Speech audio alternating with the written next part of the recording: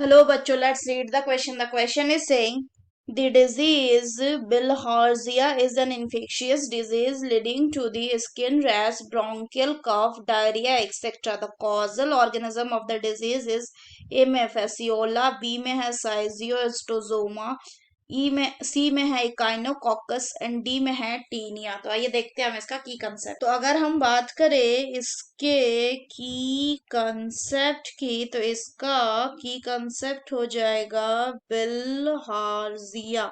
अगर हम बात करें बिलहार्जिया की, तो इसको क्या कहते हैं, इसको साइजोस्टोजोमियासिस भी कहा जाता है। अगर बात करें इस साइजोस्टोजोमियासिस की, तो ये क्या है, it is a acute and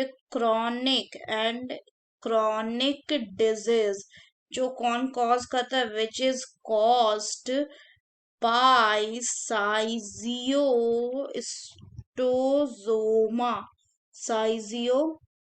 स्टोजोमा। तो इन्फेक्शन किससे होता है? The people become infected when the larval forms of the parasite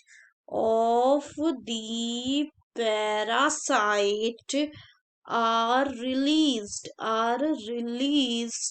by fresh water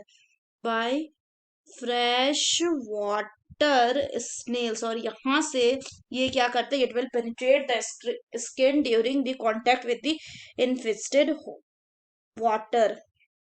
तो यानी कि कंटामिनेटेड वाटर से ये क्या होता है, फैलता है। और बॉडी में यानी ह्यूमन जो होस्ट होगा, इसके बॉडी में जो लार्वा होगा वो किस में डेवलप करेगा? The larva will develop into the schistosoma.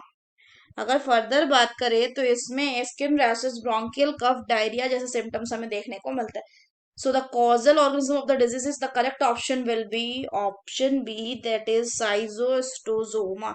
अगर हम बात करें फैसियोला की, तो फैसियोला क्या कॉज करता है? ये एक डिजीज कॉज करता है जिसका नाम है फैसिलियोसिस। अगर नेक्स्ट बात करें तो नेक्स्ट बोल रहा है आपका इकाइनोकोकस